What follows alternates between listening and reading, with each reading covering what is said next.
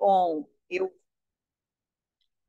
eu vou iniciar aqui falando um pouco, Maria Rita, sobre o que que é o Fórum Clínico e o que que são esses encontros que a gente faz há mais de 10 anos, né? Antes de completar 10 anos, a gente passava 5 minutos tentando descobrir quantos anos que tinha o Fórum Clínico. Agora, a gente descobriu que pode falar há mais de 10 anos, que aí fica mais fácil. Mas o fórum clínico é esse espaço, né, de diálogo, de discussão a respeito das questões da infância e da adolescência, numa perspectiva do diálogo entre a psicanálise e outros campos de saber, né, e sempre também com a proposta de que a gente faça isso com uma leitura recomendada desde Freud, né, é, de articular isso ao que está se passando na cultura, né? E que efeitos que essas modificações culturais trazem para as questões subjetivas, né? Hoje, a gente está num formato de funcionamento que já tivemos outros formatos, mas atualmente a gente está trabalhando com três frentes de diálogo. Assim, uma é com o direito de família, que é esse encontro hoje, né, diz respeito a esse lado. O outro, a adolescência, e um terceiro, que é a questão da inclusão e da educação, né?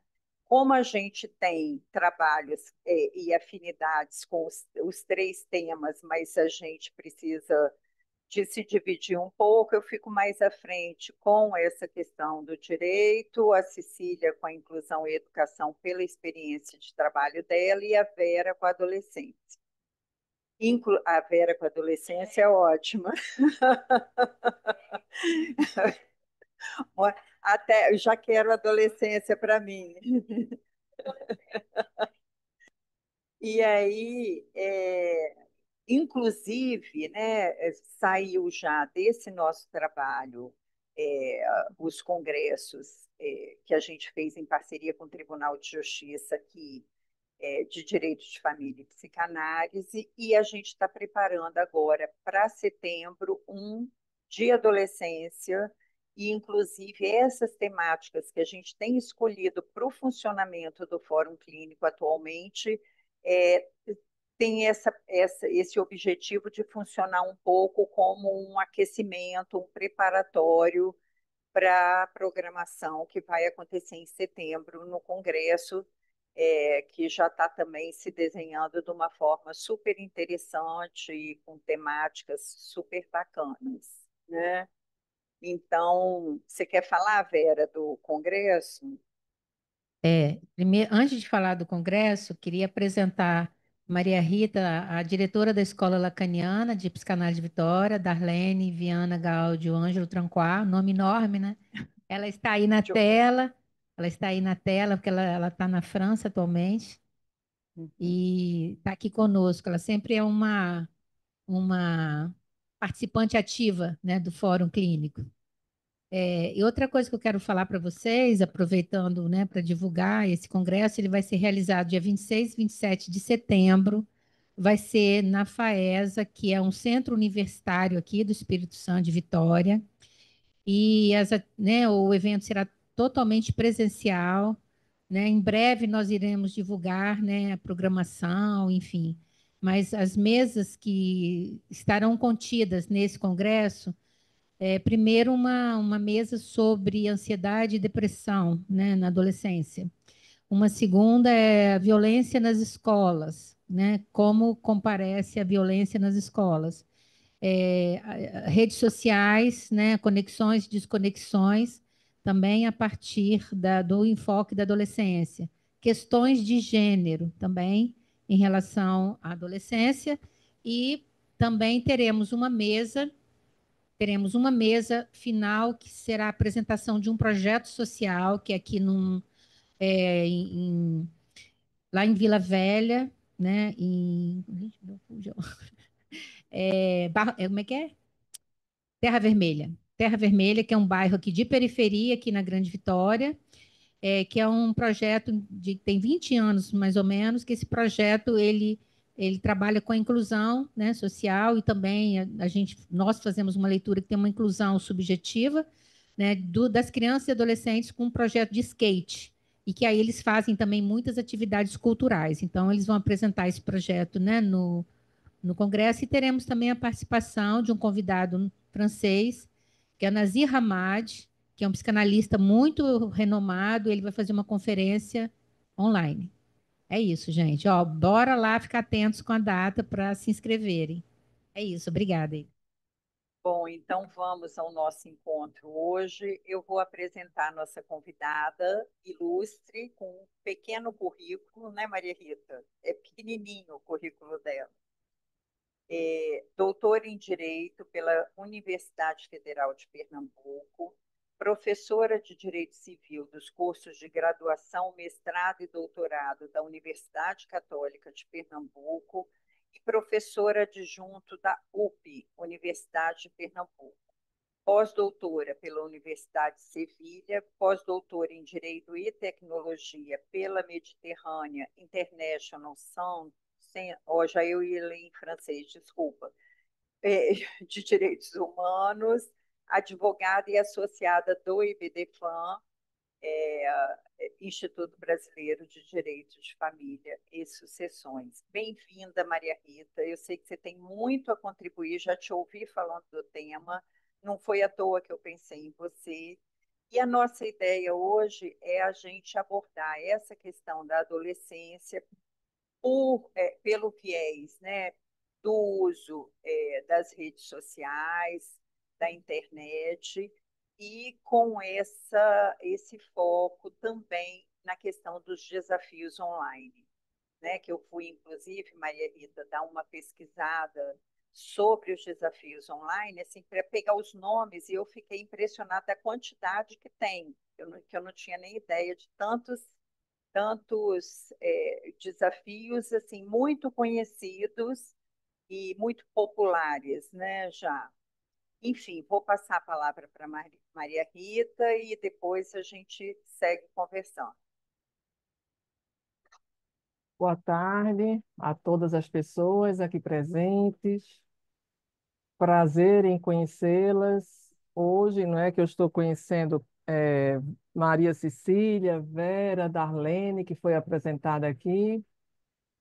Um prazer enorme estar aqui com vocês, fazendo essa troca, né? E muita gentileza de Cláudia, né, me convidar para esse debate, porque, na verdade, é uma temática muito difícil, complexa, eu posso até dizer dolorosa, né? Porque tudo que envolve efetivamente criança e adolescente nos conflitos familiares se torna muito doloroso também para o jurista, que não trabalha especificamente com as questões da subjetividade, mas termina também fazendo uma imersão em todos esses sentimentos. E me colocando um pouco para vocês também, eu sou advogada familiarista, e lido com conflitos familiares, numa proposta também de mediação, humanista, muitas vezes. E eu posso assegurar que entre os conflitos familiares, talvez os mais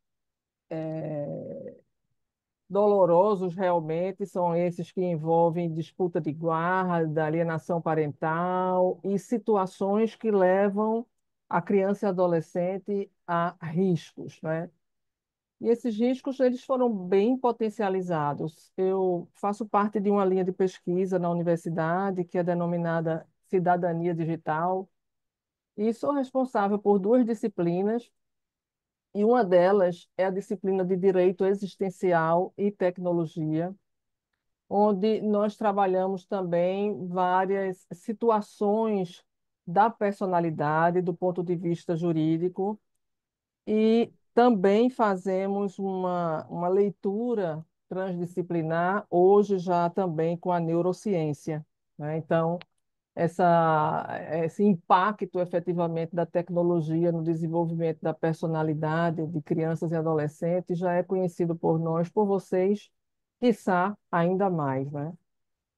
Então, eu acho que a maioria de nós, logo no início dessas conexões por redes sociais, jamais imaginaria que elas pudessem nos levar aonde nós estamos hoje, né? Nós temos hoje uma sociedade intensamente conectada, né, entre uma pessoa e dezenas ou milhares ou milhões de outras, né, e não entre duas pessoas, efetivamente.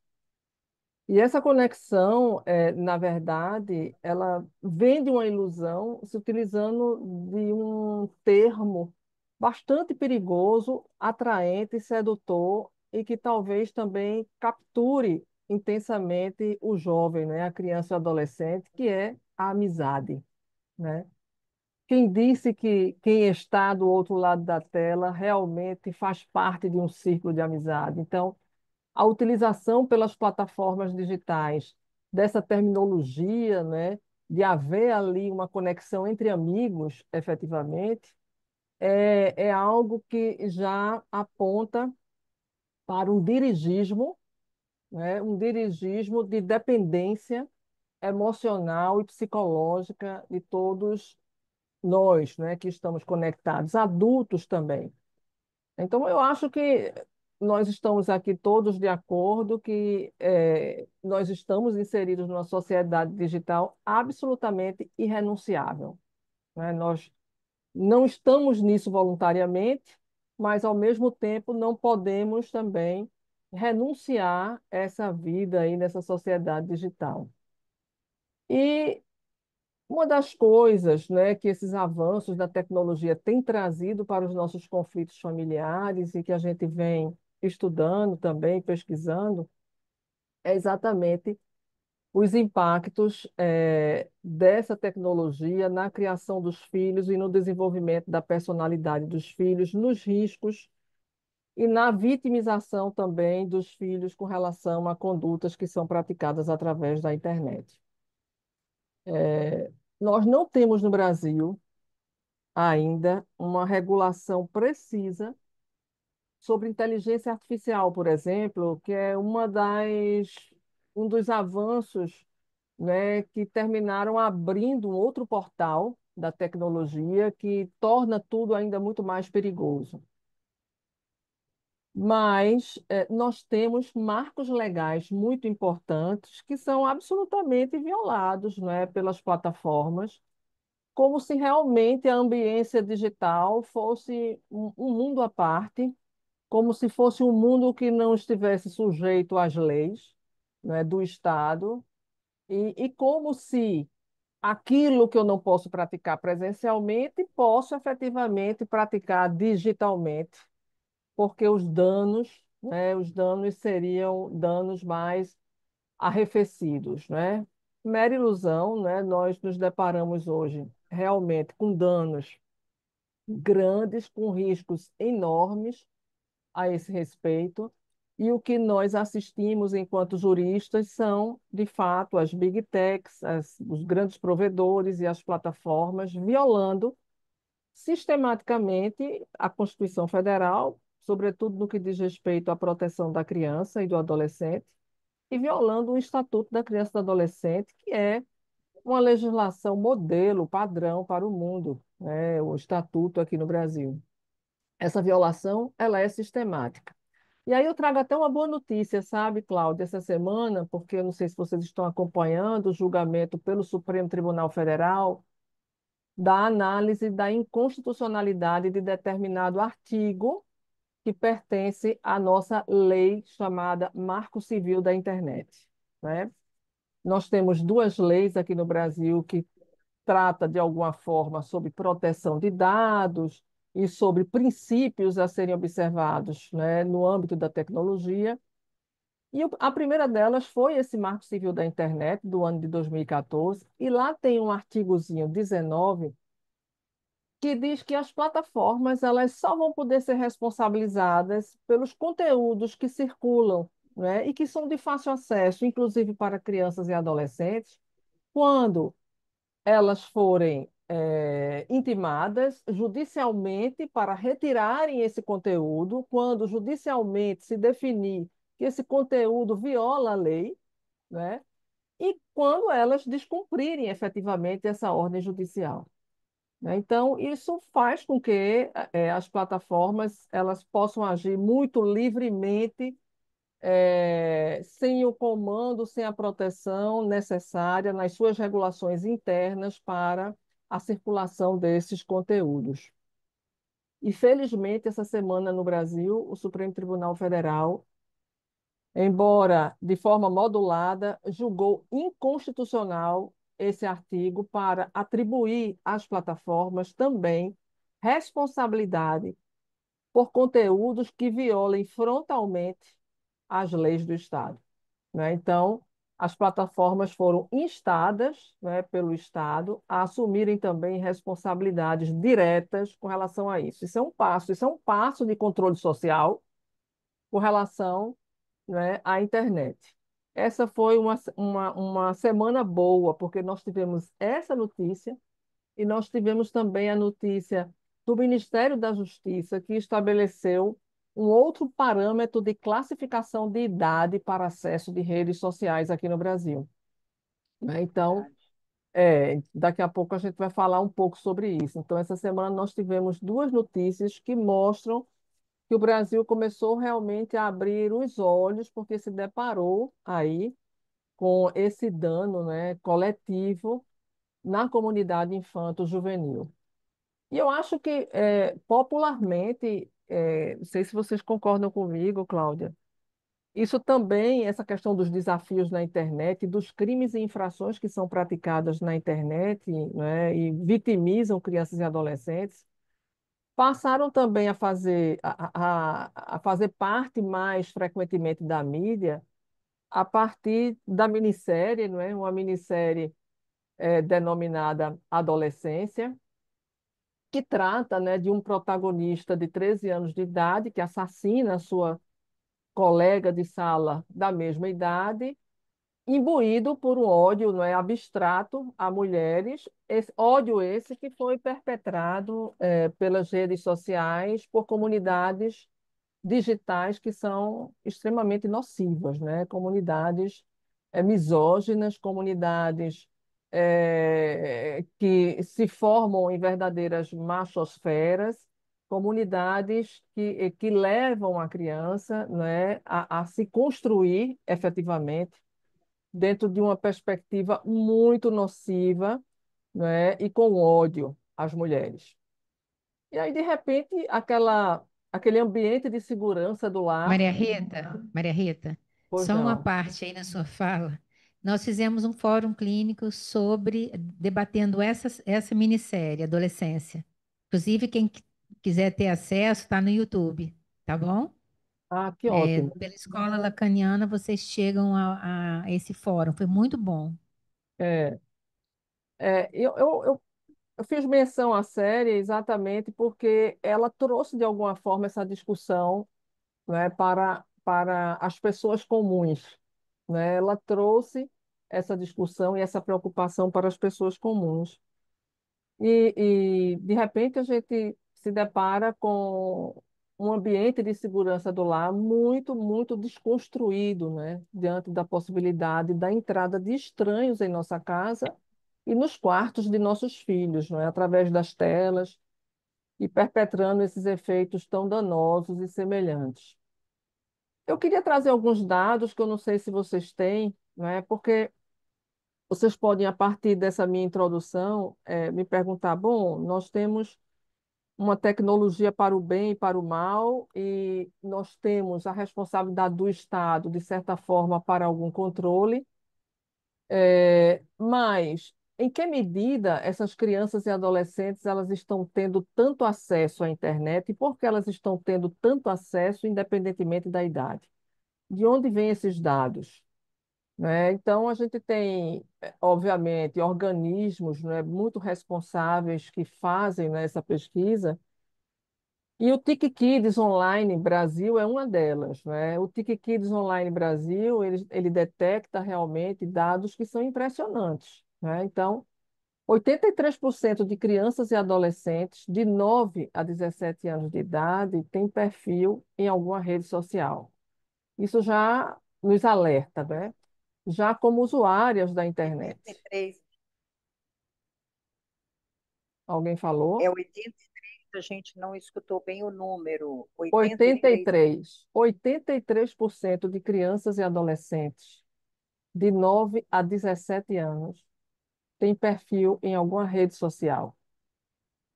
Já como usuárias da internet, esse percentual sobe para 93%. O WhatsApp é a plataforma mais usada, seguida do Instagram, do TikTok e do YouTube.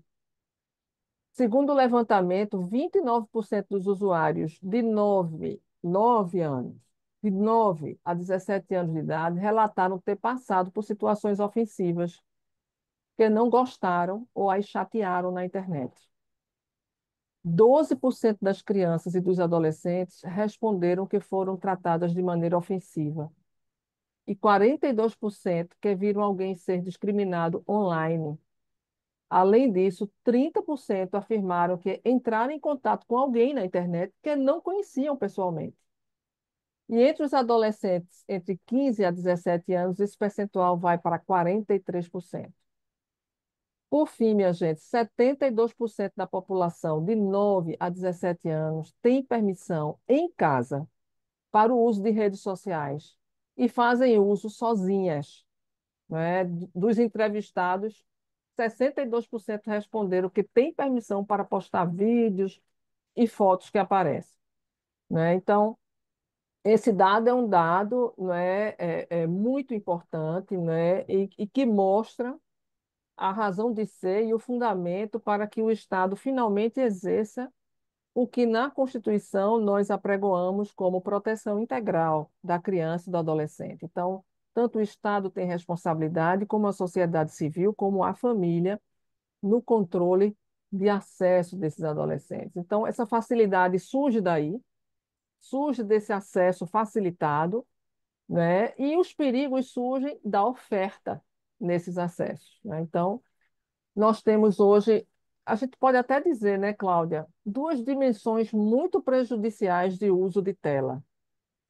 Uma delas traz risco à própria saúde mental, né? Então, nós temos CIDs hoje, né, que são CIDs que identificam transtorno por uso de jogos digitais por parte de crianças e adolescentes, que por si só já traz um problema de saúde mental, né, que está fora do que a gente vai discutir aqui hoje, que tem a ver com crimes e infrações que são cometidas contra crianças e adolescentes que são usuárias, né, da internet. A outra dimensão é exatamente essa, a dimensão do relacionamento da criança na internet e do adolescente na internet e dos riscos à sua integridade física, psíquica e mesmo dos riscos à sua própria vida. E o que é que o Brasil faz em termos de responsabilidade estatal? A política mais fácil para o Brasil é uma política legislativa punitiva, né? Então, hoje o Código Penal ele foi acrescido de uma série de agravantes e de uma série de terminologias de crimes e infrações digitais, como o cyberbullying, o revenge porn e tantos outros, né, que foram acrescidos na legislação penal. É uma política pública, sim, a política legislativa é uma política pública, né? Mas a gente tem que se perguntar se é uma política pública suficiente e eficaz, né? Isso porque nem sempre também quem pratica o crime, ou melhor dizendo, quem pratica a infração digital é uma pessoa maior de idade. Muitas vezes também é outro adolescente e outra criança que está praticando essa infração e está submetida a um sistema socioeducativo do Estatuto da Criança e do Adolescente. Existem outras políticas públicas surgindo no Brasil? Existem, né? Existe uma proposta de uma CPI no Congresso Nacional. Eu estou meio descrédita do Congresso Nacional aqui no Brasil, mas, enfim, algumas iniciativas são importantes, né? Então, a gente tem uma proposta de uma CPI com o objetivo de investigar melhor esses crimes, como é que eles vêm sendo praticados nas redes e nas plataformas. E o objetivo seria exatamente esse, de proteger integral a juventude, escutando a sociedade, investigando a atuação de organizações criminosas, examinando a responsabilidade dessas plataformas digitais do Estado. Tá? Então, essa CPI ela foi proposta até pela deputada federal Maria do Rosário, do PT. E que crimes são esses, né, que são praticados na internet e que fazem a criança vítima, né? São crimes extremamente graves, né? Aliciamento para desafios perigosos, incentivo à automutilação, cyberbullying, suicídio, estupro virtual e violência psicológica, ameaças, exposição de imagens íntimas das meninas, sobretudo, e até mesmo, e mais recentemente, o recrutamento, né, por grupos extremistas, entre outros.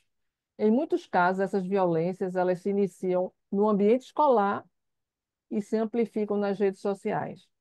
Falando um pouquinho desse ambiente escolar, uma política pública legislativa extremamente útil adotada aqui no Brasil também foi a recente lei agora desse ano que proíbe, né, o uso de celulares para crianças até 14 anos de idade no ambiente escolar, né? Então, essa é uma política também de Estado, essa é uma política legislativa que já vem trazendo assim bons resultados, né?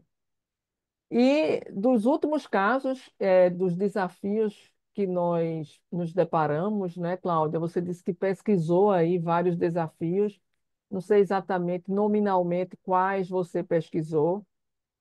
Dentre os jogos digitais, né, também, desde a baleia azul até a boneca Momo. Mas o mais recente, né, que levou à morte de uma criança de 8 anos de idade foi proveniente do TikTok, né? Que é o desafio do desodorante, né? O desafio para respirar o desodorante e ver, né, até onde pode chegar, né? Então, essas crianças elas são seduzidas, essas crianças elas são detectadas pelo algoritmo dentro de alguma fragilidade, por isso que as meninas são mais vítimas, efetivamente, dentro de alguns dados, né?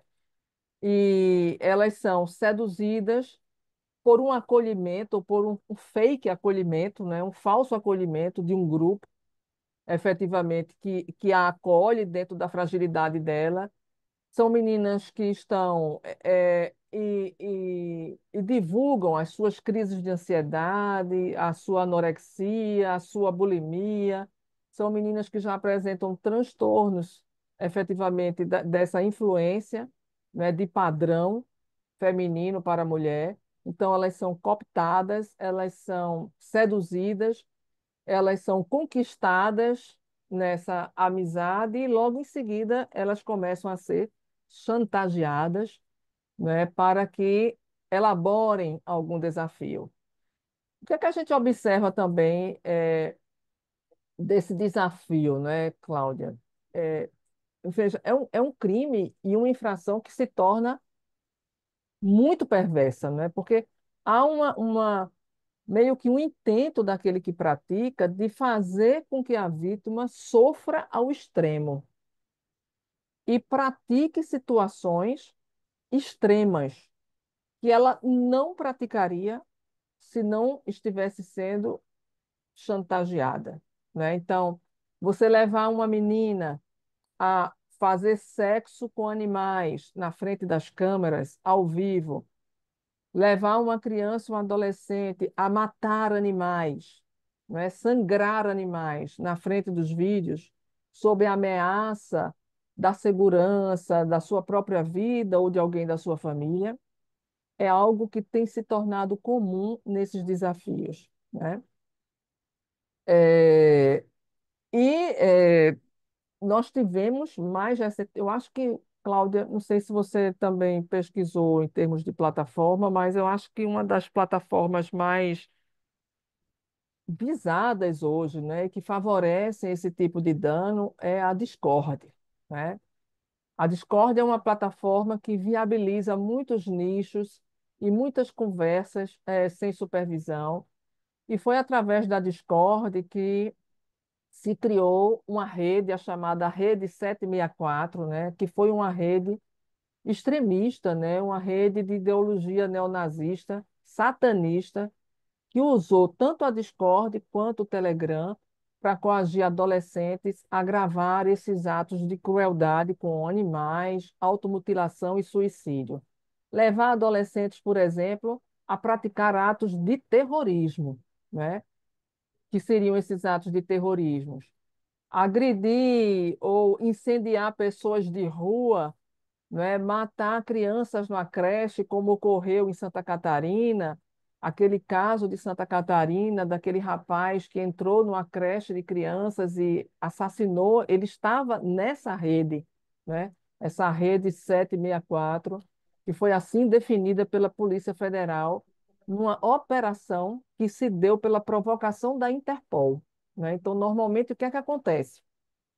As plataformas, a Meta e o Google, através dos seus sensores, né, elas captam expressões ou fotografias que algum usuário está usando frequentemente e que pode levar efetivamente à violação de alguns direitos fundamentais. Comunica a organismos internacionais como o NICMEC ou então a própria Interpol.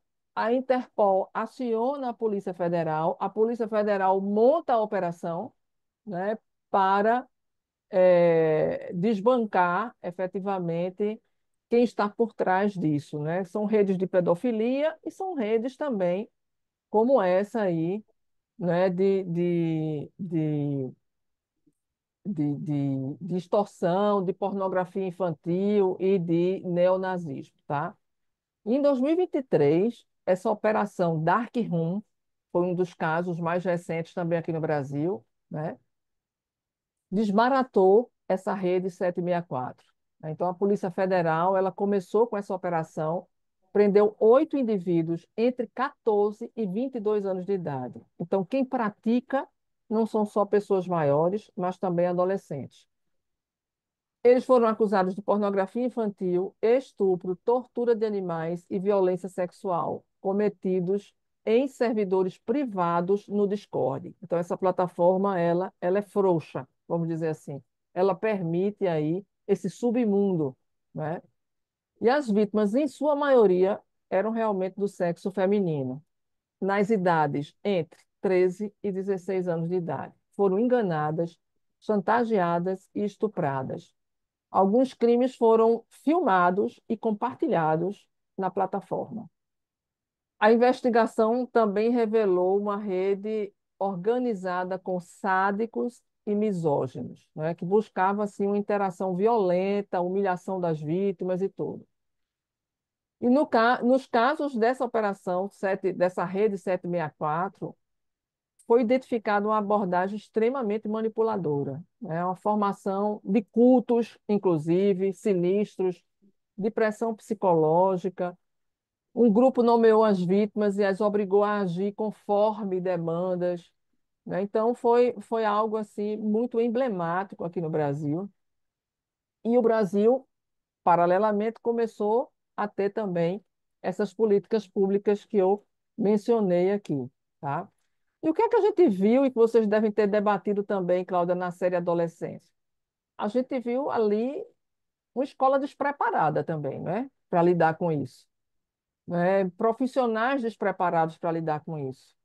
É porque talvez não baste punir, né? A punição pode ser um caminho importante, não é? O medo da violação é um medo que pode inibir efetivamente, mas que não basta só punir. E, de repente, essa conversa, essa discussão se voltou muito para a responsabilidade familiar. E aqui entro eu na minha especialidade familiarista, né? Os pais começaram a se sentirem responsáveis, como de fato são, no exercício da autoridade parental por lei, né? Pelo abandono digital dos seus filhos e pelos danos que seus filhos sofrem na rede. E a gente se pergunta se também é justo responsabilizar pais que não tiveram o necessário letramento digital, né? Que também não sabem o alcance, né, dessas pessoas nas ruas digitais dentro da sua própria casa, tá? E aí é importante que a gente entenda que a gente não pode dispensar essa responsabilidade parental, mas que tem que haver mecanismos, né, mais sistemáticos que confluam para o preparo também dessa família, né? Então, as punições, como eu disse, elas são importantes, mas integrar tecnologia, educação digital, psicologia, né? E direito se tornou imperativo, né? Para proteger crianças e adolescentes, certo? Então, a gente está dependendo de quê hoje, né? Além dessas políticas públicas para proteger essas crianças e adolescentes? A gente tá dependendo, primeiro, de uma moderação comunitária eficaz. A Discord, ela só foi acionada efetivamente e só foi descoberta nesse sentido a partir de denúncias, né? A partir da própria comunidade que identificou isso. E daqui que se monte uma operação para se desbaratar, muitos danos são causados, né? E essa abordagem interdisciplinar, ela se torna extremamente necessária. E eu gostaria, Cláudia, assim, para a gente abrir o debate, porque eu sei que você também vai nominar alguns dos desafios aí que levam à automutilação, e a ideia aqui, né, que eu fique falando, eu estou falando e estou trazendo a nossa visão, assim, enquanto jurista, né, de responsabilidade, de controle social, esse é o nosso papel aqui, tá? Mas é importante que a gente abra o debate para ouvir, né, de que forma nós poderíamos também, né, na identificação disso, combater.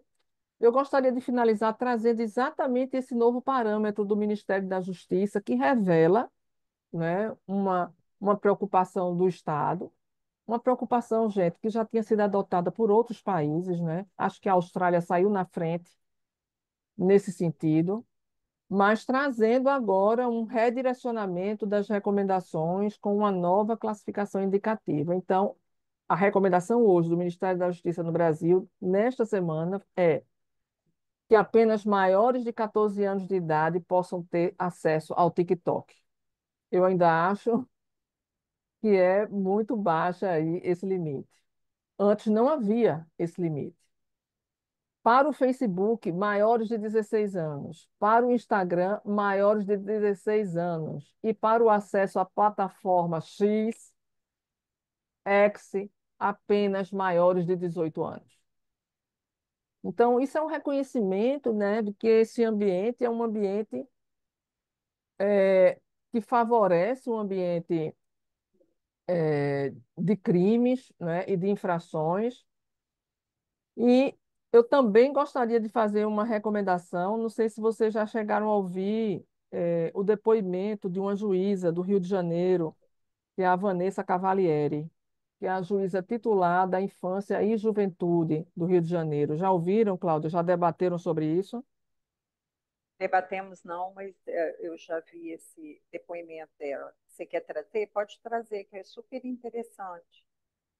É, como ela lida exatamente com jovens infratores, né, crianças e jovens infratores, ela traz uma realidade muito dura, né? Então, ela é antipunitivista, obviamente, ela trabalha com a justiça restaurativa, ela não acredita num sistema fechado efetivamente para a recuperação de um adolescente, então ela trabalha com a vítima e trabalha também com o agressor.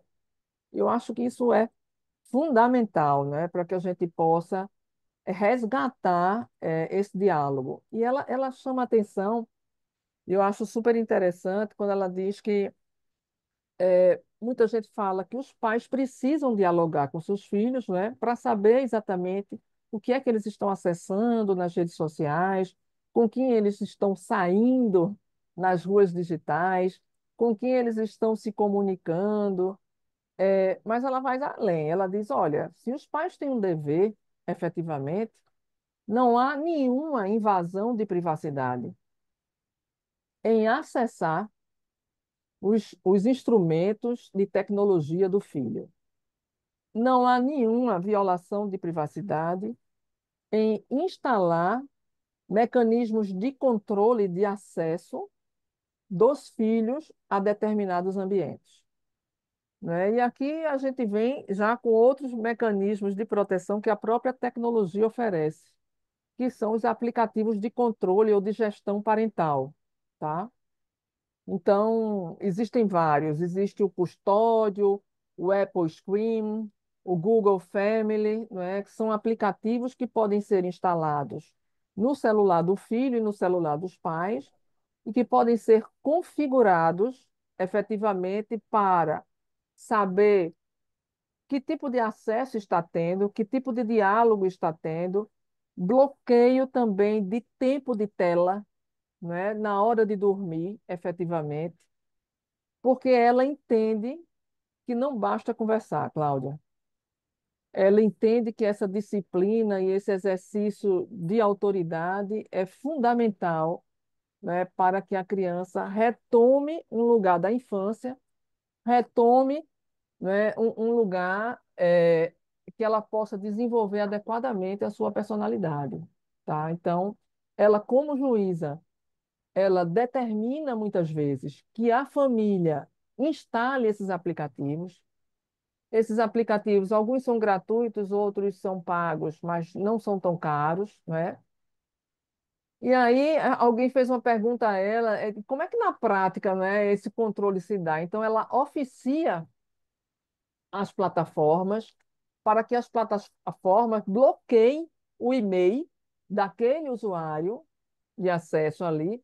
É claro que esse bloqueio ela não vai conseguir de forma absoluta, porque as crianças Não, digitais hoje, os adolescentes, eles vão encontrar outros caminhos, outros tá. e-mails, outros telefones e outros instrumentos, mas ela vê isso como uma forma, né, de exercício, de disciplina, né, de controle e de cuidado, né? Então, ela fala de poder, ela fala de uma relação que não pode ser uma relação horizontal, que o diálogo é importante, mas que é preciso haver um exercício de um poder, o poder, obviamente, moderado, ninguém está falando aqui de um poder arbitrário, né? E também, é claro, é preciso se ter bom senso para não se investigar situações que já demonstram não trazer perigo, né? Porque aí seria sim uma violação de privacidade, sobretudo para o jovem, para aquele que já tem alguma capacidade relativa.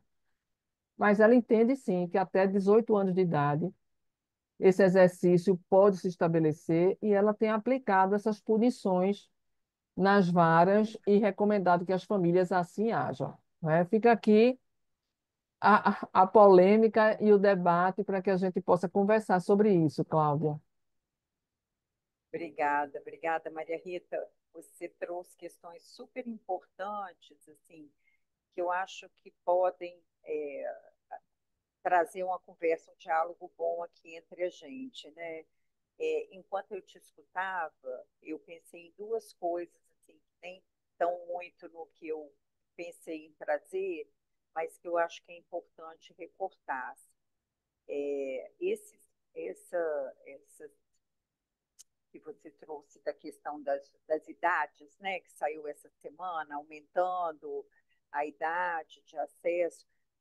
Quando eu escuto isso, eu particularmente, né, eu faço clínica e tenho um volume de atendimento com crianças que é grande, assim, eu fico me perguntando se isso vai ser viável, entende? Assim, pelo que a gente vê no dia a dia do que tem acontecido. Esse é um ponto para a nossa discussão, né? Assim, que eu tenho desmanchado muito, principalmente entre 11 e 12 anos, eu tenho destruído muitos diagnósticos, autodiagnósticos de TDAH, né? eu estou tirando nota baixa porque eu acho que eu tenho TDAH, o que que você acha? E aí eu falo, guarda o telefone e depois a gente conversa, né? Assim, porque eles estudam com o telefone do lado, então lê uma frase e estão lá mexendo em rede social e falando em grupos de WhatsApp, etc. Então, assim, realmente eu fico me perguntando o que que a gente pode encontrar de saídas possíveis para que as políticas públicas possam ser efetivadas, né? Assim, eu acho que é uma questão. Uma outra questão da sua fala que me tocou muito, porque toca num atendimento meio de urgência que eu fiz essa semana, é isso que você aponta do quanto que as vítimas desses crimes, né, de rede social e desses desafios, eles são, de alguma forma, recrutados pelos algoritmos pela via de uma certa fragilidade, né? E eu tive um episódio essa semana onde um menino de 12 anos, que é um menino que tem uma dificuldade em, como é que fala, em fazer laço, né, em fazer amigos, e está numa idade onde isso começa a se transformar numa grande questão. E um colega de sala criou um perfil falso dele numa rede social, comprou 3.000 seguidores para fazerem comentários pejorativos e botou as fotos dele em situações manipuladas por inteligência artificial, enfim. E quem comete isso é um colega de sala também da mesma idade, né? Então, assim, é muito interessante essa coisa da fragilidade. Quem é que vira vítima disso? Eu acho que é um ponto que nos interessa.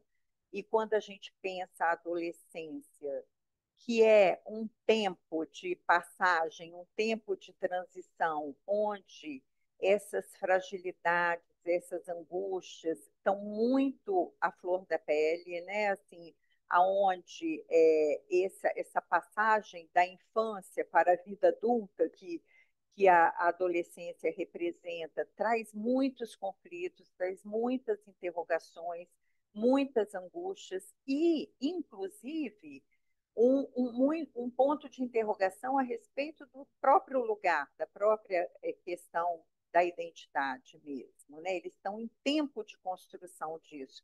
Então, é um momento onde essas questões elas têm um terreno muito fértil para acontecer, né? É muito essa história do Discord que você estava trazendo, eles criam grupos, né? Porque está muito linkado a jogo, que aí eles se comunicam através do jogo, muitas vezes com pessoas que não conhecem, enfim. Então, assim, já estamos falando, quando falamos de adolescência, de um tempo muito frágil nesse sentido, né? E aí vem a internet como um outro terreno aonde essa fragilidade pode ser supostamente projetada numa tentativa de reparação, de solução, né? Onde a imagem ideal ou talvez a segurança possa ser encontrada. E aí fica muito fácil, né, cair nessas questões dos desafios e dos crimes cibernéticos de um modo geral, né? Assim, eu acho que isso não é porque quando a gente fala, por exemplo, de abuso sexual, no sentido da pedofilia, assim, a gente pensa, como você trouxe, em adultos, muito mais adultos como esses que praticam esses crimes, né? Mas na adolescência, me parece que tem uma coisa ali de uma paridade, se é que eu posso dizer assim, nas idades, né? É meio que um momento onde cada um revela suas fragilidades, um para submeter o outro e o outro para se deixar submeter, né? Então é algo que vem respondendo a esse tempo subjetivo também, né? A esse momento em que esses sujeitos se encontram. E aí isso é uma coisa complicada da gente pensar em como controlar esses ambientes, né? Acho super importante isso que você traz, assim, é até legal a gente escutar, porque você tem todos esses dados, assim, de todas as tentativas que têm sido feitas de impedir isso.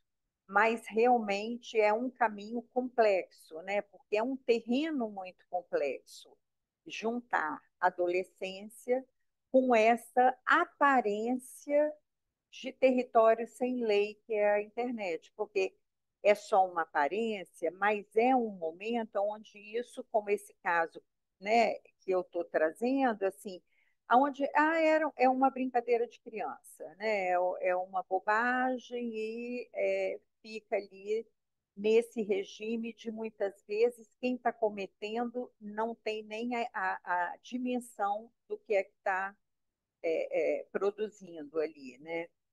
E aí a gente entra num outro ponto, vou só pensar alguns elementos para iniciar o bate-bola do diálogo, assim. Tem um outro ponto que eu acho que é interessante, né? Quando se tenta falar nessas tentativas de controle e na responsabilidade da família pelas crianças e pelos adolescentes no ambiente digital, fala-se muito de monitoramento de tempo e de bloqueio de conteúdos, né? Assim, mas me parece que isso é uma coisa que vem, não que não seja importante, evidentemente é muito importante, mas isso está na superfície, né? Porque tem alguma coisa de uma tentativa que não é a conversa, né, mas é a mediação simbólica e o que esse terceiro está eliminado na relação com a tela, o que o papel da família, dos pais, poderia trazer para a cena esse terceiro que a relação com as telas elimina, né? E que o monitoramento do tempo e o bloqueio de determinados conteúdos não dá conta. Você falou da série Adolescência, também eles abordam um outro ponto interessante, como que até a criação de uma linguagem própria é feita para burlar, né? Quem tem adolescentes na clínica ou próximos sabe que eles hoje, por exemplo, tanto no Instagram quanto no TikTok, eles não têm um perfil, eles têm três, quatro. Um é aberto para a família, que é muito comum a gente escutar deles. De vez em quando eu coloco alguma coisa lá só para eles verem, né? Aí tem dos melhores amigos, tem de um grupinho X, tem do outro que não quer que aquele fulano esteja ali, porque não quer que veja aquele tipo de situação. E aí eles vão montando essa rede que faz parte do tempo da adolescência, porque é esse tempo de separação aonde eles precisam, né, se distanciar desse lugar de objeto de controle, de cuidado, mas, ao mesmo tempo, traz a possibilidade de que todas essas ações, assim, que não mais aprofundadas, não consigam cercar, né? Eu acho que na questão da série isso ficou muito evidente, inclusive com a questão do quarto, né? Assim, que o quarto, que antes era um fator de sossego para alguns pais que reclamavam que não sai do quarto, mas assim, pelo menos está dentro de casa. Hoje, o quarto não é mais estar dentro de casa para o adolescente.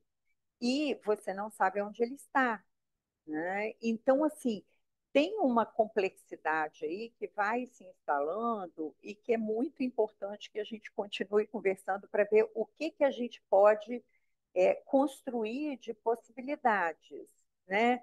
Com relação a esses desafios, que eu gostei muito dessa pontuação sua a partir da fragilidade, porque o que, que faz alguém se submeter a um desafio desse, né? Eu fiz um levantamento aqui, que eu vou só trazer para poder passar para as meninas fazerem algum comentário.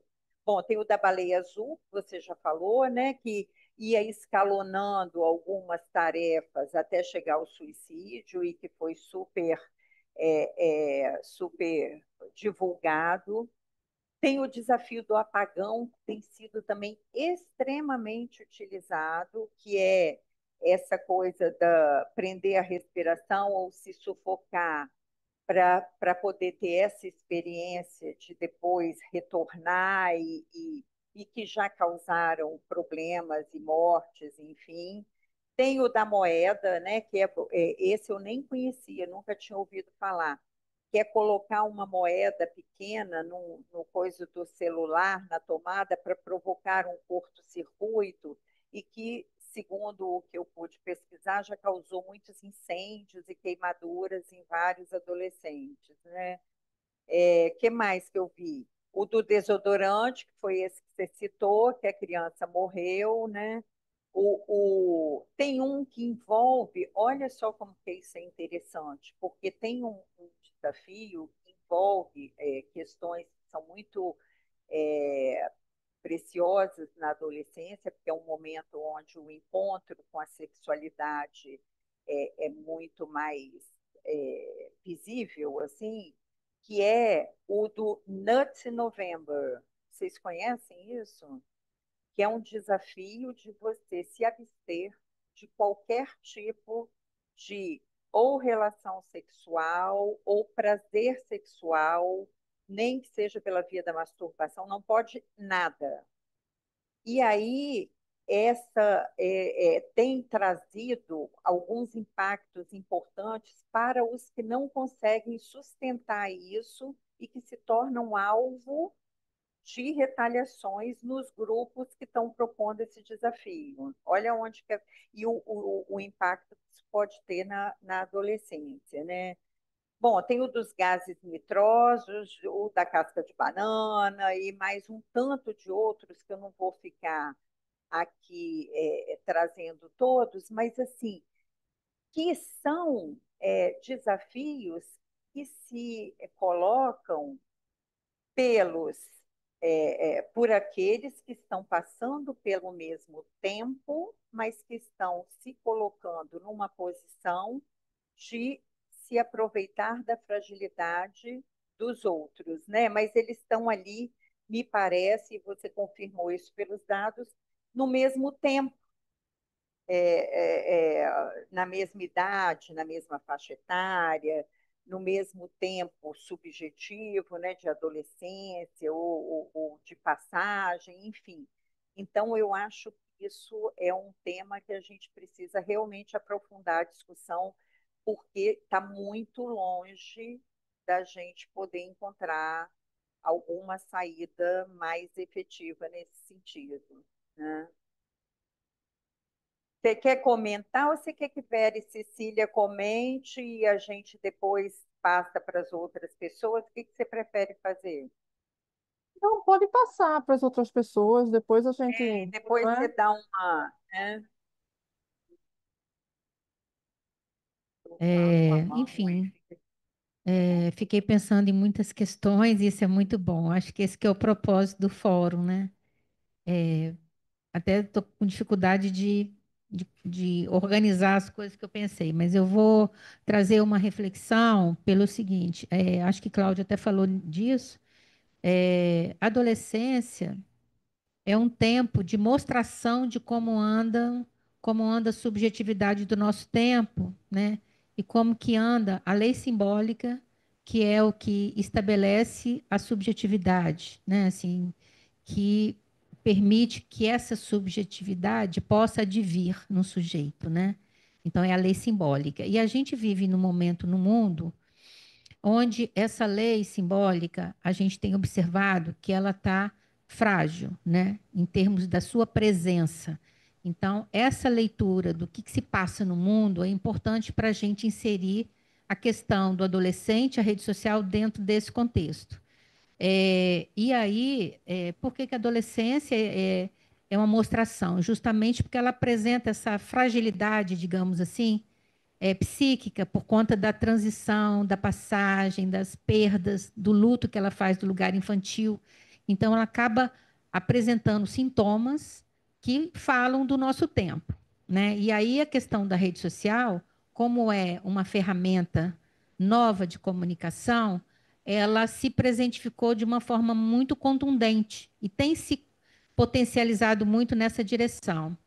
E aí, como a gente pode pensar, né, assim, nesse manejo, né, que eu acredito, porque às vezes eu falo para os pais em escola, né, por conta do meu trabalho com adolescência, e eles se queixam muito de estarem perdidos, né? Então, eu acho que isso também é importante a gente levar em conta, né? Assim, porque esses mecanismos do mundo que vem operando no sentido de uma lógica do mercado, de que você precisa cultuar o individualismo, né? Que você tem que consumir sem limites, né? O consumo e também você isso se transmite, né? Digamos assim, na economia psíquica, ou seja, se a economia de mercado vai para a economia psíquica, isso se manifesta também dessa forma, porque nós, seres humanos, sempre nos somos alienados em relação ao que se passa, em geral. É claro que você tem a possibilidade de se desalienar. E assim, os espaços como uma análise, né, ou mesmo um espaço de discussão, um congresso, né, os estudos, pesquisas nas universidades e nos outros campos institucionais são fundamentais para que você possa acordar, digamos assim, para o que se passa no mundo, né? E aí a psicanálise tem a particularidade, né, de, além de fazer essa leitura, introduzir um furo nesse saber, né, nesse saber que está constituído, trazendo então para uma possibilidade do advento de efeitos de sujeito, digamos assim, né? E aí, pensando nisso, eu acho que assim, primeiro que eu acho que é importante a gente refletir sobre a posição dos pais, porque vocês que trabalham diretamente com família, né, assim, e nós psicanalistas também, né, que a gente atende criança e adolescente nos consultórios e mesmo os adultos que são família também, né, a gente às vezes tem que tomar um certo cuidado, assim eu leio, para a gente não de imediato partir para uma responsabilidade dos pais, entendendo que esses pais estão inseridos nesse contexto desse mundo nosso atual e que esse processo de alienação é também dos pais. E aí é interessante pensar a função do Estado nesse sentido, né? Porque assim, a gente não tem como ter acesso a todas as famílias. A gente tem a partir de quê? Da educação. É um excelente espaço de reflexão, né? De poder introduzir esse questionamento, esse furo, digamos assim, né? Nessa bolha social, né? De mercadológica.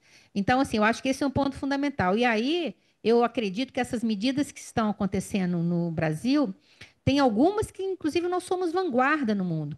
E a gente precisa entender também o contexto político que a gente vive. A gente vive um momento no mundo onde as posições conservadoras de direita estão crescentes no mundo, né? E são posições que não querem limite. Tanto é que esses atos violentos advêm justamente desses grupos. Então, eles não querem de extrema direita, eles não querem limites, né? Eu estou falando isso porque meu marido participou do marco regulatório, ele era deputado federal à época, ele era da comissão do marco regulatório. O que, que ele dizia à época? 2014. Né? Ele dizia o quê? Que eles tentaram colocar algumas medidas mais restritivas, mas sofreram uma pressão do Congresso para que isso não acontecesse. Então, eles conseguiram alguns avanços, mas tímidos em relação à necessidade, como você bem disse. O que, que aconteceu agora? As condições políticas vão mudando, porque vão aparecendo problemas, questões, sintomas, manifestações graves a partir dessa potencialização que a internet produz. A internet hoje, gente, é uma rua. é uma rua. Ela não tem, ela não está dentro de casa, ela está fora. Entende? Então, o que que acontece? Só para finalizar, vou finalizar. Então, o que que acontece? Você tem o Estado, ele precisa sim regular. Eu concordo com isso, porque assim, as instituições precisam se autorizar a sustentarem a sua lei, colocando seu limite.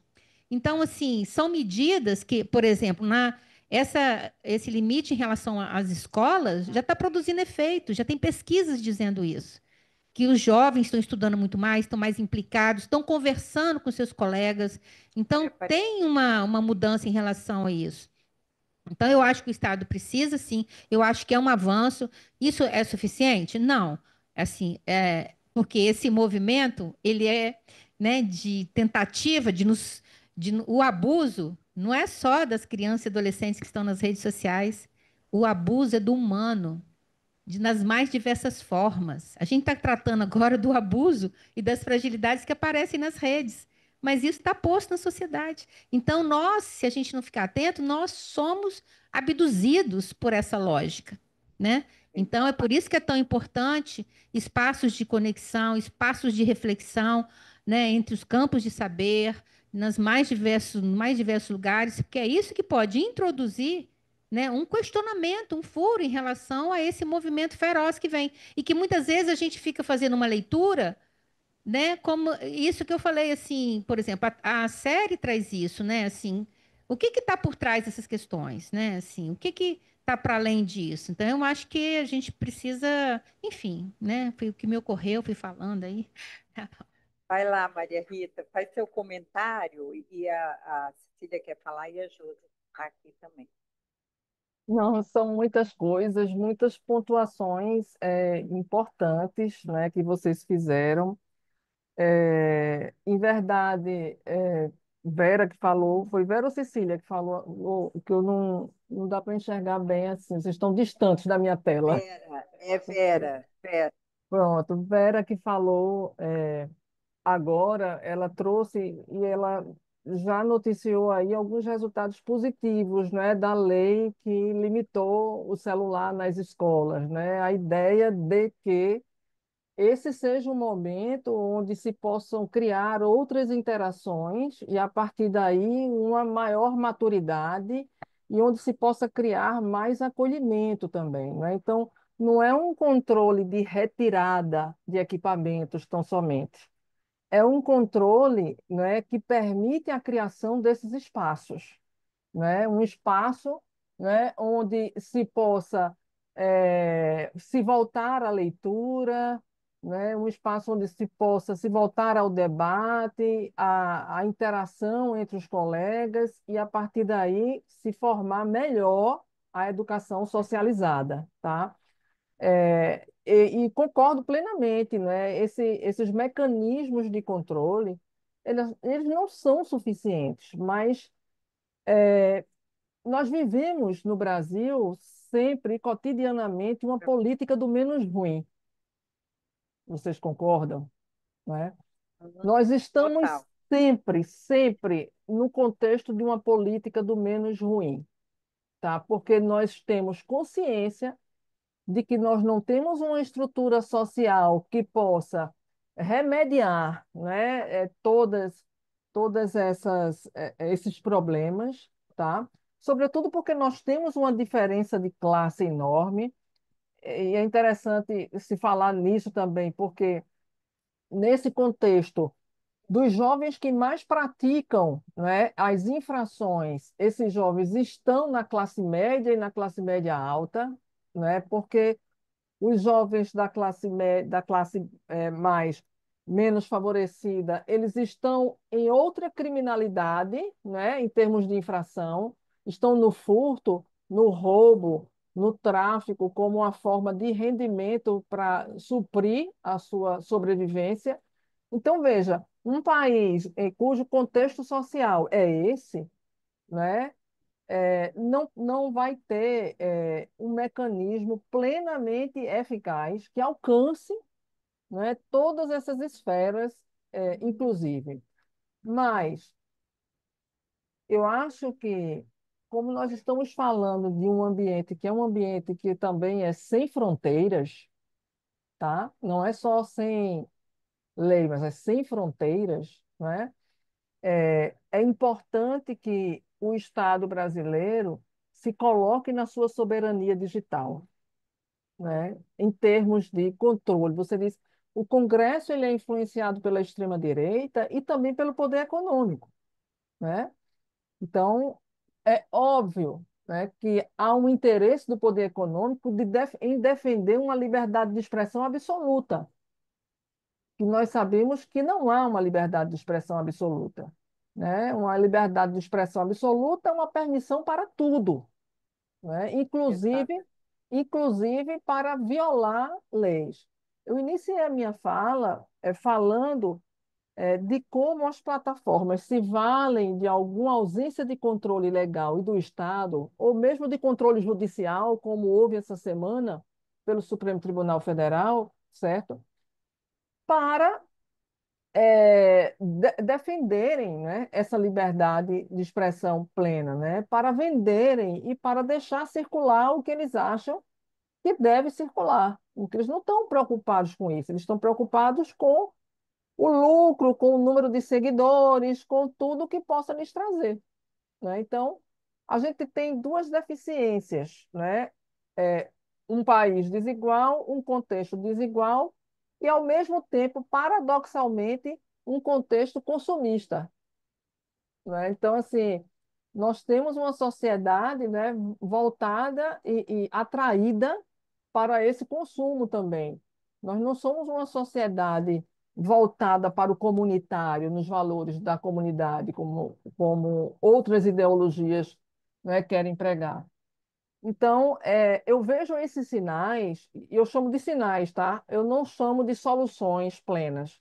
Eu vejo esses sinais como sendo positivo num ambiente de total liberdade que a gente tem visto as plataformas atuarem, né? Cláudia, não sei se você se lembra quando nós estávamos naquela ocasião lá em Lisboa, daquela fala que eu trouxe a pesquisa feita pela Internet Lab, né, e pelo laboratório da Universidade Federal do Rio de Janeiro sobre publicidade, de como as campanhas publicitárias elas são misóginas, né? E elas são voltadas a criar também adolescentes meninos contra as mulheres de sua casa, né? Então, não sei como é na sua clínica, mas o que eu recebo na minha clínica, entre aspas, né, muitas vezes, são filhos e netos adolescentes que se voltam contra as mães e contra as avós, que os criam, né? Então, a gente tem uma plataforma que veicula, né, material de consumo misógino, certo? E não responde pelas leis da publicidade, né? Todo e qualquer publicitário, ele responde diretamente perante a lei por aquilo que ele circula, né? Então, as plataformas elas se colocam como intermediárias quando elas são verdadeiras publicitárias, certo? Então, esse mecanismo de controle do Estado, né, de sinalizar para que aqui não se pode tudo, aqui tem algum limite, eu acho importante. Não acho suficiente, mas acho importante. Não acho suficiente o aplicativo de gestão parental, sabe, para o controle. Eu acho que o diálogo deve acompanhar, mas eu acho que o diálogo sozinho tem sido insuficiente, né? Porque existe um abismo também de linguagem, né? De linguagem, né? De compreensão dessa linguagem. Você mesmo colocou, a série Adolescência mostra isso. Como assim um filho adolescente teve que ensinar um pai, investigador de polícia, que aqueles símbolos que estavam ali no Instagram não eram símbolos de positividade, não é? Quando eles transmitiam a ideia de positividade. Então, existe toda uma linguagem própria e um abismo para esse diálogo, exatamente em razão dessa linguagem. Então, como somar todos esses esforços, né? Estimular o diálogo, exercer um mecanismo mínimo de controle, né? E como responsabilizar todos que na lei são responsáveis, porque a sociedade civil também é, né, responsável. E aí é que é onde eu me insiro nesse sentimento de impotência, sabe? Nós, na verdade, nós vivemos esse sentimento de impotência, porque não adianta você nominar todos os desafios, né, Cláudia? Enquanto nós estamos falando e enumerando aqui os desafios, outros estão sendo criados, né? Estão sendo desenvolvidos, estão migrando, né? E é como se nós estivéssemos debatendo sem conseguir chegar a lugar algum, não é? Mas por isso que, ao final da minha fala, eu invoquei a necessidade de um esforço coletivo, não é, da ciência, né? A ideia de integrar que a tecnologia tem o seu lado que pode ser positivo e pode ser utilizado também para o bem. A tecnologia não é inimiga do homem, quem é inimigo do homem é o próprio homem, não é? Então, integrar a tecnologia positivamente a uma educação, a uma psicologia e a um controle pelo direito, eu acho que é uma tarefa extremamente complexa, mas eu não vejo um outro caminho por enquanto. Você vai falar isso, Eu Cecília? vou falar, Cecília comentar falou um algumas negócio questões aqui. Eu não vou falar isso que eu falei aqui, que eu não tenho coragem. Mas eu queria primeiro convidar as pessoas que estão aí com a gente. Nós temos 21 pessoas online, mas elas não estão aí presentes, gente. Eu queria tão bom de conversar vendo as pessoas, né? Sabendo que tem gente conversando, fica difícil a gente conversar sem as imagens, né? Mas então quem puder será uma alegria, além da Patrícia, da Fernanda que está aí. Olha, pronto, apareceu Lucas, a Larissa vai aparecer. Coisa boa, gente. Bruna. Ai, que bom, olha lá. É bom a gente conversar com as pessoas, né, gente? Olha lá. Faz toda a diferença a gente conversar sabendo, né? Olhando, conversando. Isso é um efeito do nosso tempo, né, gente? Isso é um exemplo do efeito do nosso tempo, né? A gente está vivendo de uma forma, lidando relações que a gente está construindo, são relações diferentes. E a gente está aceitando algumas coisas que talvez a gente pudesse provocar algum outro tipo de relação, tal como, né, olhar no olho, né, um outro tipo de convivência tão bom. Eu queria fazer um comentário um pouco assim, né? Outro dia eu ouvi uma coisa muito bacana, uma pessoa, eu estou copiando uma coisa que eu ouvi muito interessante. Me parece um pouco que o nosso tempo está convocando os pais, né? Eu acho que o Jonathan Haidt, né, que escreveu esse livro Geração Ansiosa, né, que vocês conhecem bem, ele começa falando disso, quer dizer, toda essa história tem um dos fios dessa história que está acontecendo hoje, começa lá no momento onde as pessoas começam a achar que a vida é perigosa e começam a querer os filhos dentro de casa. E aí começam a construir os condomínios e a se fechar, né, as crianças dentro dos espaços fechados, né? E os espaços fechados para quê? Para ter maior controle.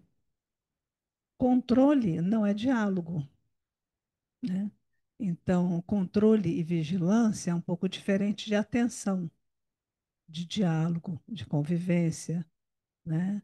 De lidar com o diferente, de conversar com o diferente, com diferentes ideias, né? De a gente parar de dizer nós, eles, né? Essas coisas que estão aí no mundo da gente, né? Que complicam a vida da gente. Mas é isso que a gente foi criando ao longo desse nosso. Um dos fios que estão colocados é esse. É uma ideia de que talvez hoje os pais estejam mais preocupados em vigiar os filhos do que de relacionar com os filhos. Não por culpa de pai, mãe, mas porque um tempo nosso está convocando a isso. E a gente não está parando para pensar nisso, né? O nosso tempo está nos convocando a isso por uma diversidade de fatores que a gente tem elencado aqui. A Vera falou alguns, acho que a Maria Rita outros, a Cláudia outros, né? E lembrar assim, tudo que nós estamos vivendo é produto da nossa própria ação. Nós mesmos que fizemos isso, né? Não tem nenhum diabinho responsável por essa história, por né? isso que a gente tem que se Por isso que a gente tem que arrumar saídas, criar caminhos. Não todos, nós não vamos rachar caminho para tudo, mas para alguns já vai caminhando. Por exemplo, a decisão do Brasil de tirar os celulares das escolas foi muito importante. Não é a solução, claro, porque os pais não sabem o que fazer com isso, né? Nós temos uma população para educar, não são crianças para educar. Nós precisamos repensar o uso do celular. Quando a gente proíbe o celular nas escolas, a gente está mandando um recado para todo mundo, né? Eu imagino que seja isso. Isso angustia e faz talvez repensar um pouco essa aposta. Mas um dos outros fins é, por exemplo, pensar que a internet também é efeito do nosso tempo. O tempo de fragilização dessas figuras de autoridade, de referência, das leis simbólicas, ele vem acontecendo há muito tempo. Eu lembro quando eu me perguntava, por exemplo, por que que tem programação infantil de madrugada na televisão, antes de existir a internet. Não sei se vocês presenciavam isso. Muito antes da internet, tinha programação infantil 24 horas. Eu dizia, mas por quê? Entende? Então, essas coisas estão colocadas. Esse mundo sem limites, ele foi sendo construído pela gente. Essa rede que é a internet é uma obra nossa, né, que nos traz muitos benefícios, como isso que a gente está fazendo agora, como aproveitar, mas tem essas consequências, né? E tem essas consequências, inclusive, do fato de nós estarmos um pouco desatentos das nossas funções, né? Então, muitas vezes os pais e nós estamos no nosso lugar de autoridade simbólica, porque todos nós temos, né? Seja como exemplo da nossa função profissional, seja como lugar que ocupa em tudo que faz, né? A gente tem um lugar de função simbólica, a gente está meio desatento a isso e está mais vigilante, eu acho, sabe? Mais controlador. Isso me preocupa. Eu acho que o caminho é muito mais de diálogo. Só para fazer mais uma observação, é o seguinte, eu acho que tem outra coisa importante que é pensar no adolescente, embora essas questões que foram trazidas não são só da adolescência, né? É o seguinte, é que por que que essa horizontalidade que está colocada, que o menino tem acesso a tudo hoje, né? Por que que isso pega muito o adolescente e a menina, especialmente, né? E por que essa onda de misoginia? A gente pode conversar isso depois com calma, mas isso tem uma razão na constituição psíquica que a gente pode conversar um pouco mais. E aí não adianta atacar a febre se a gente não pensa na causa. Porque senão a gente não vai, se a gente não puder pensar e refletir sobre o que é causa, a gente vai estar atacando febre sem saber a origem dela, e aí não vai para lugar nenhum, né? Por exemplo, o adolescente, vou fazer uma pergunta para vocês. Vocês têm visto os meninos adolescentes em bando nas ruas? Em bando, um grupo de meninos adolescentes nas ruas, tem? Nos shoppings, eventualmente, certo? O adolescente precisa disso. Ele se distancia dos pais, ele precisa romper um pouco essa relação paterna, porque é uma série de outras coisas que a gente pode explicar um pouco depois, assim, na constituição psíquica dele, mas ele precisa do fraterno, do laço fraterno, para constituir as suas identificações. Ele precisa disso. Ele precisa do bando, ele precisa do parceiro fraterno dele, né? Se ele não tem como encontrar na rua, porque não tem, gente. Se o menino que quer encontrar um amigo, alguém, um novo, ir para a rua, ele não vai encontrar, nem no shopping. Ele vai se tiver um bando que já saiu de casa constituído para aquele bando ir para o shopping. Mas se ele quiser passear no shopping para encontrar alguém e criar esses laços, ele tá, nem lá ele consegue. Onde que esses meninos estão fazendo isso? Na rede, graças a Deus, para muitos. Tem muitos meninos se salvando com a rede, sabe, gente? Muitos meninos conseguem criar laços na rede e é com isso que eles estão podendo sobreviver e construir laços. Mas também tem esse outro lado, né? E que a gente precisa cuidar. Então, assim, não é à toa que isso está acontecendo, a gente precisa cuidar, porque se a gente corta demais, se a gente corta aquilo que também é saudável para os meninos, né? Entende? Então, acho que a gente precisa pensar com cuidado essas coisas. Por isso que eu acho que assim, o diálogo, né, é melhor do que só o controle, né? Eu tentei. Olha, é o que eu apontei também, que o controle não dá conta. Ô, Josi, você podia ficar aqui para você aparecer, ó. Ah, já deu. Ô, Patrícia, ela tinha se inscrito primeiro, depois você fala, tá? Olá, boa tarde, Maria Rita Holanda, muito obrigada, foi muito bom te ouvir. Eu trabalho numa vara da infância aqui em Vitória, né, que é a mesma natureza lá da vara da doutora Vanessa Cavalieri, né, no Rio. E assim, te ouvindo, uma pergunta que eu fiquei, e aí depois a Vera complementou, a Cláudia, a Cecília, que a sensação é que a internet não parece um território sem lei, ela é um território sem lei, né? A gente tem um estatuto que vai fazer 35 anos, ou seja, não existe ali nenhuma regulamentação com relação a isso. O Marco Civil é de 2014, você disse, né? Então também já tem mais de 10 anos. E aí a gente tem o STF tentando regular, né? Mas não é função dele, me parece.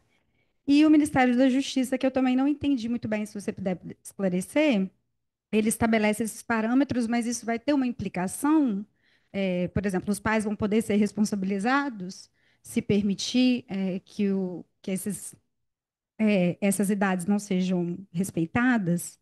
É uma pergunta, né? E aí, deixa eu ver. A gente não quer punitivismo, né? Mas como é difícil fugir do punitivismo? Acho que essa é uma questão também que eu queria te ouvir. Porque se a gente não responsabiliza, a gente também parece que não consegue devolver essa autoridade que esses pais precisam ter, né? Às vezes eu me sinto nesse lugar de dizer, olha, você é a autoridade, né? Você é que tem que regular o que ele vai fazer e o que ele não vai fazer, porque ele ainda não tem condições de se regular sozinho, né? Então, eu queria ouvir um pouquinho aí, sobre isso e agradecer. Foi ótimo. Muito obrigada.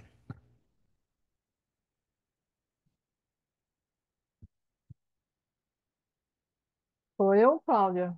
Não, deixa ela responder e a Patrícia fala. Eu não enxerguei quem falou comigo agora. Vem cá, Josi. Ah, Esse sistema eu aqui estava mesmo do internet. procurando na tela. Olá, tudo bem? Josi, é? Josi. Eu acho tão interessante essas nossas perspectivas distintas, né? Assim,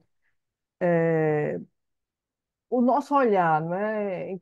Como busca uma solução dentro do que nos ensinaram em termos da ciência jurídica. O direito ele teve o desplante, por exemplo, de se apropriar de uma terminologia sentimental ou subjetiva, que foi o afeto, para redimensionar a afetividade e para chamar o que se chama de controle de cuidado.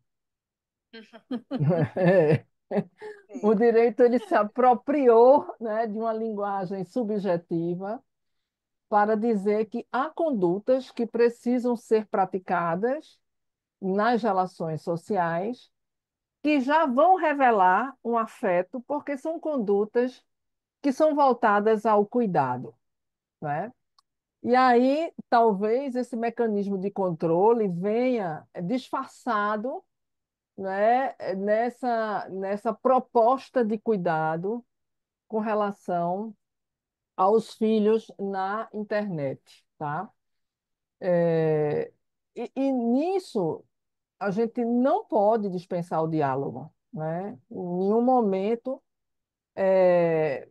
se deve dispensar o diálogo, mas há que se reconhecer que existem estágios da infância para a adolescência onde diálogo nunca houve e não irá mais se restabelecer, né? Lamentavelmente.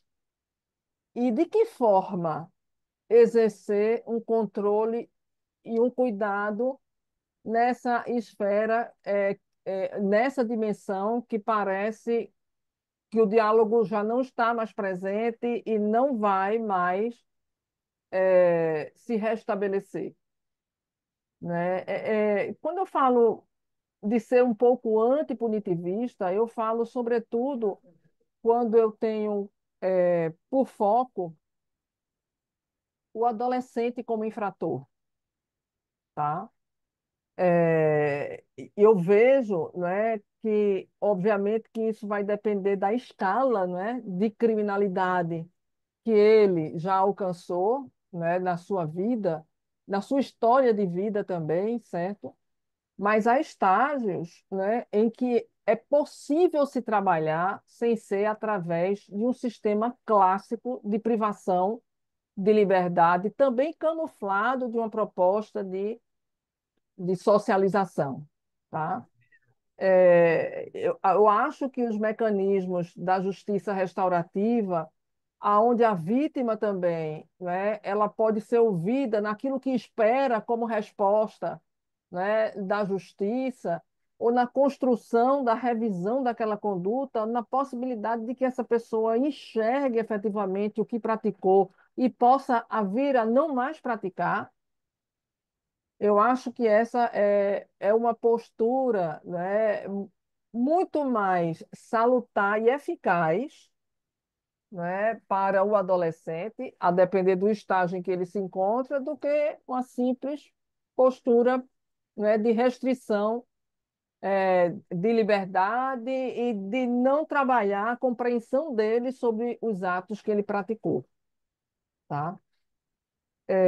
Mas fica muito difícil o Estado juiz atuar sem exercer também esse controle em torno dos agentes que a própria Constituição Federal responsabilizou, né? Então, nós temos uma lei que diz que a criança e adolescente é um sujeito de direito prioritário, que deve Tá certo. receber proteção integral, então ele está no foco de todas as atenções. E, portanto, todos os agentes responsáveis em torno desse sujeito em alguma medida, serão responsabilizados. Os atos praticados por adolescentes e que venham a gerar danos morais, quem responderão são os pais, né? Se efetivamente a vítima ou os pais da vítima agirem contra ele, né? Ele responderá patrimonialmente. Então, nós estamos situados, né, dentro de um critério de responsabilidade legal do qual nós não podemos fugir. A questão é como exercer essa responsabilidade, né? E aí, mais uma vez, eu não afasto aqui as causas, né? As causas através das quais nós chegamos a esse estágio, né? As causas de ordem psíquica, as causas de toda a ordem, né, que fez com que nós chegássemos a esse estágio. E a gente trabalha muito com o status quo hoje, né? O que é que nós temos hoje em termos de sociedade e como é que a gente pode minimizar isso? Vou usar aquela expressão que eu não gosto, mas na política do menos ruim, no que é que nós podemos minimizar? Já que, de fato, nós todos estamos reconhecendo aqui que não há uma solução única e eficaz, né? Uma única solução eficaz para isso, mas um conjunto, né? Um conjunto de ações que podem estar voltadas para isso.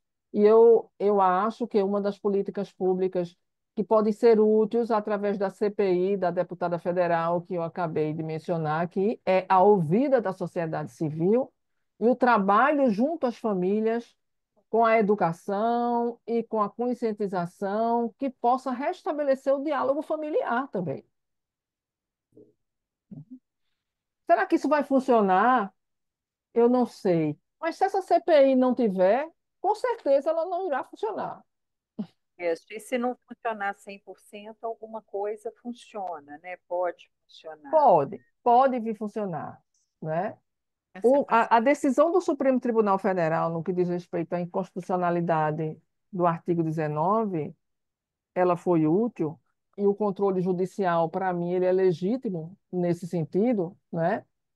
Porque a época em que o Marco Civil da Internet ele foi elaborado, não se tinha a ideia de como a sociedade caminharia no exercício do poder pelas plataformas, né, em 2014, e hoje se tem, efetivamente, e não é o Congresso Nacional minado, como bem foi dito aqui, pela extrema-direita e pela ideia de liberdade de expressão absoluta que vai corrigir isso. Então, o controle judicial foi importante aí nesse momento, né?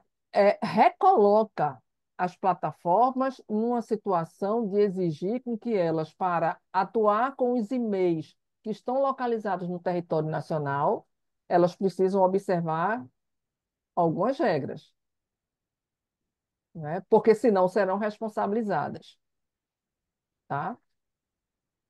A atitude do Ministério da Justiça de recomendação da idade poderá permitir com que o Ministério da Justiça também notifique as plataformas para a reconfiguração dos seus controles e regramentos internos para o acesso dos usuários, né? Isso E, aí.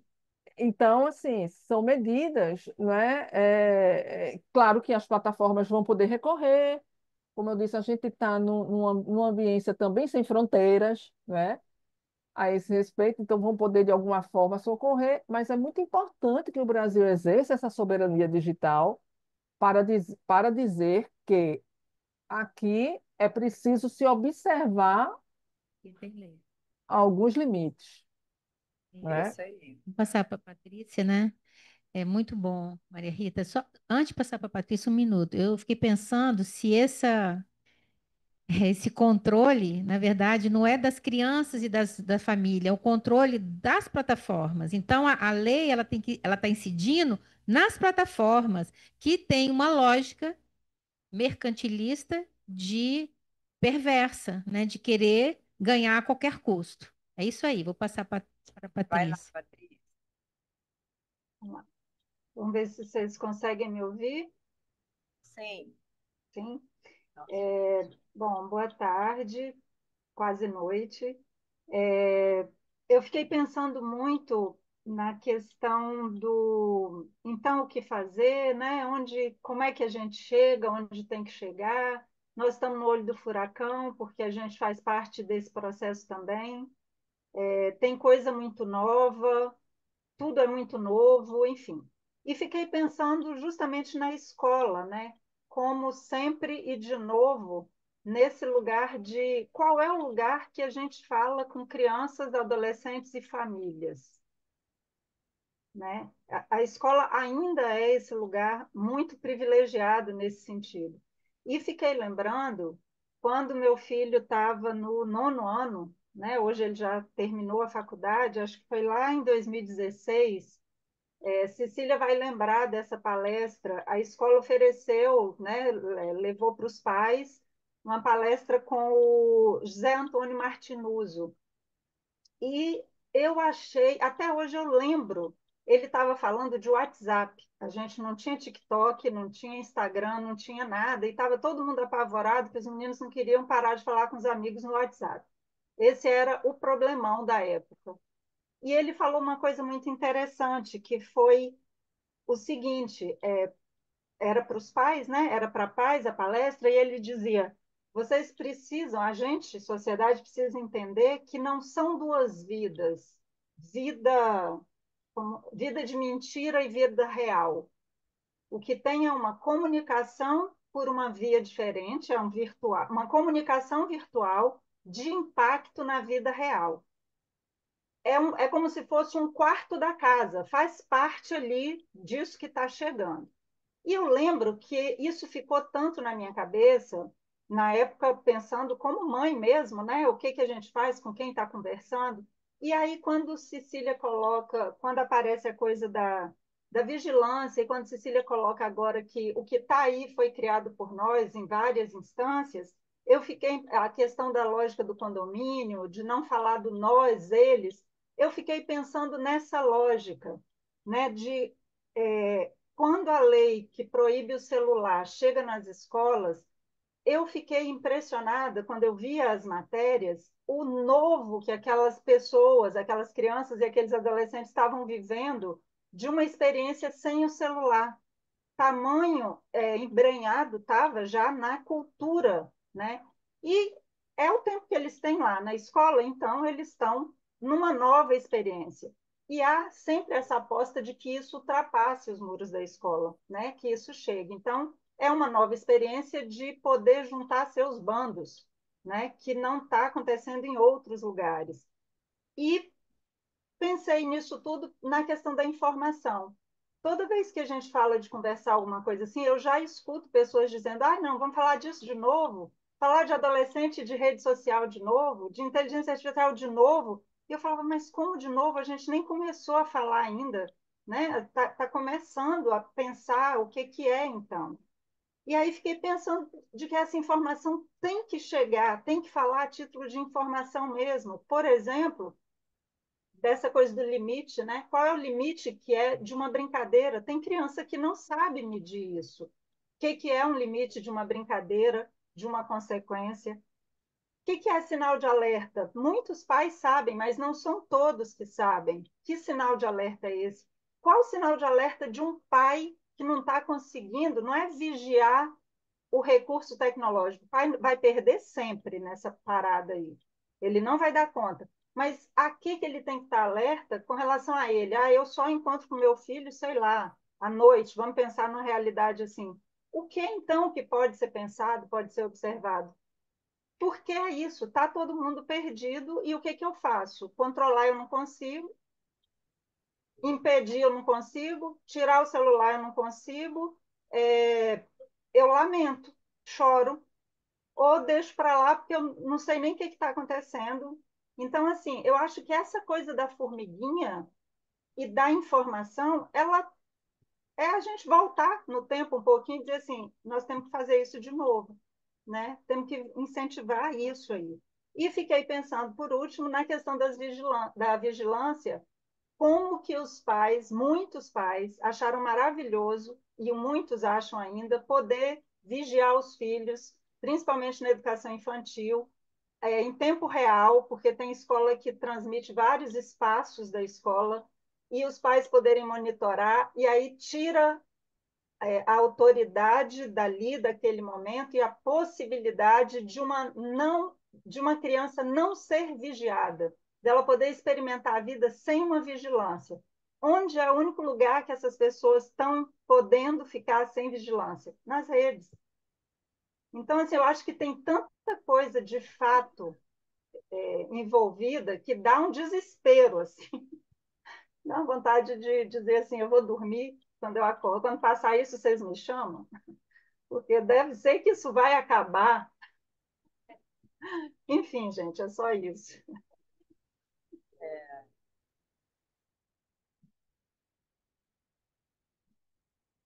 E aí, gente, alguém quer finalizar, Maria Rita? A gente tem 5 minutinhos só, porque tem outra atividade. Eu só quero fazer uma observação assim, eu acho que diálogo de pai com filho, inclusive inclui dizer aqui, nesse âmbito, quem manda sou eu.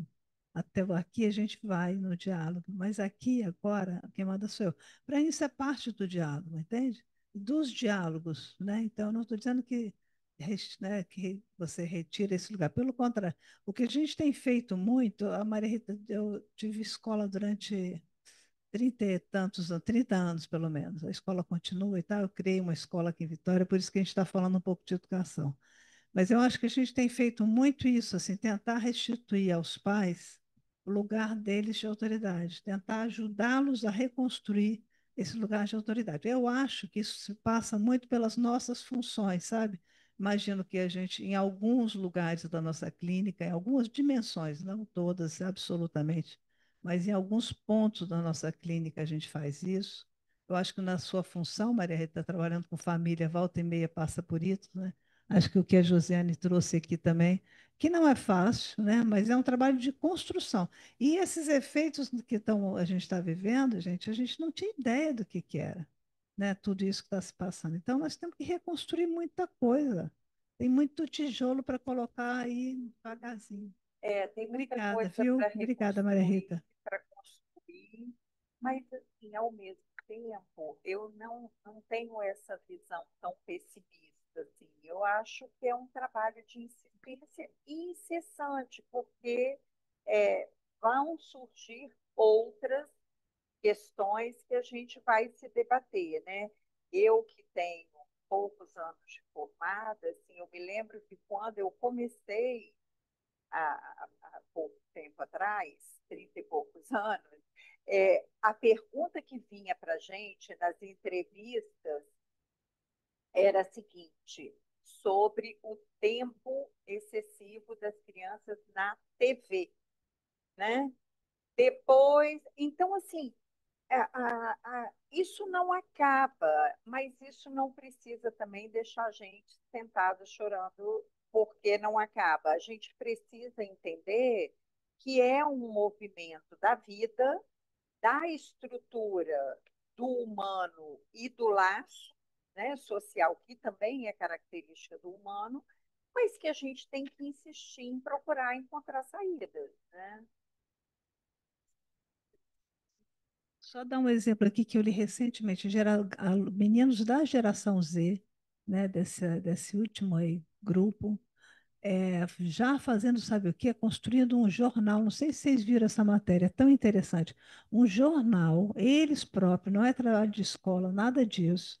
Fazendo um jornal independente, onde eles têm textos longos, completamente contrária à lógica do rápido, curto, de falta de ficar. E jornal em papel.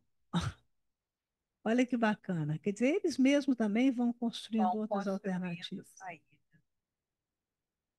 Maria Rita, quer falar, É, finalizar? não, vou finalizar agradecendo, né, essa troca, né, Cláudia? Porque a gente só aprende, né?